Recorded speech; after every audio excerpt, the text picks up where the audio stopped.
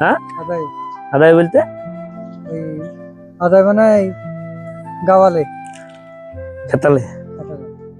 আপনি গাড়ি আগে তো হেঁটে ঘুরতেন দেখলাম, এখন গাড়ি পেয়েছেন নাকি? তুমি কোথায় গেছিলা? তুমি আদায়ে মানে একসঙ্গে গল্প করতে করতে যাচ্ছ নাকি? মানে আপনার পায়ে সমস্যা? মিস্ত্রি কাজ করতেন? বাড়ি কোথায়? থানাপাড়াতেই মিস্ত্রি কাজ করতেন আগে? কোথায় পড়ে গেছিলেন? কোথায়? কেরালা? ওখান থেকে ভাড়া ভেঙে পড়ে গেছিলেন, মাজায় লেগেছিল, তখন থেকে আর কাজ কাম করতে পারেন না। দিয়ে এখন দুজনেই একসঙ্গে ঘুরছো, গল্প টল্প করা হচ্ছে একসঙ্গে, তাই না? তাহলে এখন কি ভালোই আছো? জিন্দগি চলছে ভালোই নাকি? মোটামুটি। ওই গায়ে কি টাকা পাওয়া যায় না? 2 টাকা দিবে, কে 5 টাকা দেয়। 2-5 টাকা দেয়? 2-5 টাকা দিতে দিতে কত দিনে 200-500 টাকা হয় না? চাল মাল দিয়ে হবে। হ্যাঁ, চাল টাল দিয়ে হয়। তুমি? এক বস্তা। হ্যাঁ, 1 বস্তা চাল? 1 বস্তা চাল হয়? বাহ, ভালো আছে। তোমার ছাগল আছে তো অনেকগুলো দেখলাম। একটা আছে?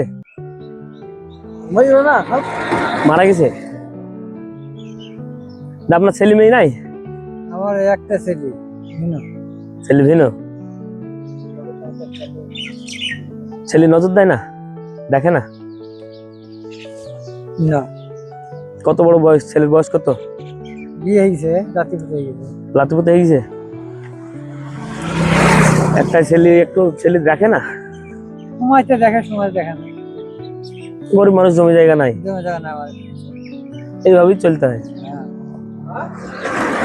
যাক, এইভাবে চলে গেলেই হয়ে গেল। তাহলে আপনাদেরকে দিই 2-10 টাকা, আমি আটকালাম, কথা বললাম, তাই না? তাহলে দুধ না নিও 10 টাকা করে নাকি? আমার এই তোমাদের সঙ্গে যে কথাটা বললাম না, এখানে ভিডিও হচ্ছে। হ্যাঁ, দেখতে পেয়েছো? তুমি দেখো, টাকা ওইদিকে একবার। হ্যাঁ, টাকা দেবো কি?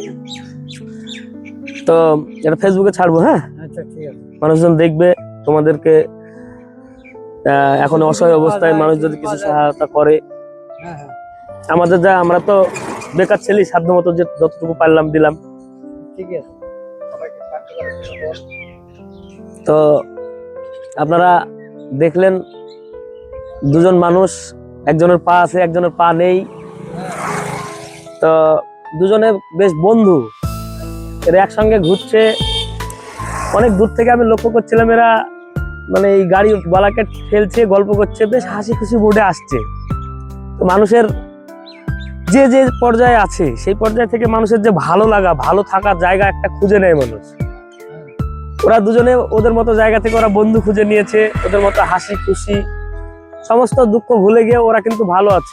আমরা চিনি, আমাদের এই এলাকাতেই বাড়ি, এই মানুষগুলোকে চিনি। তো আজকে হঠাৎ মনে হলো যে এদের সঙ্গে একটু কথা বলি, সামান্য দাঁড় করালাম আর কি, কথা বলছি। তো এদের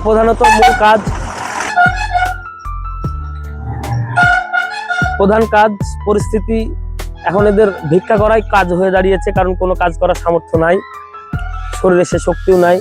একটা সময় এই লোকগুলোই কারোর দ্বারে যায়নি, নিজে পরিশ্রম করে খেটে খেয়েছে, কিন্তু আজকে পরিস্থিতি তাকে এমন একটা জায়গায় নিয়ে এসেছে যে বাধ্য, সমস্ত চোখ লজ্জা ভুলে গিয়ে তাকে ভিক্ষা করতে হচ্ছে। তো মানুষের কপাল কখন কাকে কোন জায়গায় নিয়ে যায়। তো দোয়া করবো, এই লোকগুলোর জন্য দোয়া করবেন, যেন পরবর্তী জীবনটা ভালোভাবে কাটাতে পারে, এইভাবে যেন মানুষ তাদেরকে সাহায্য করে।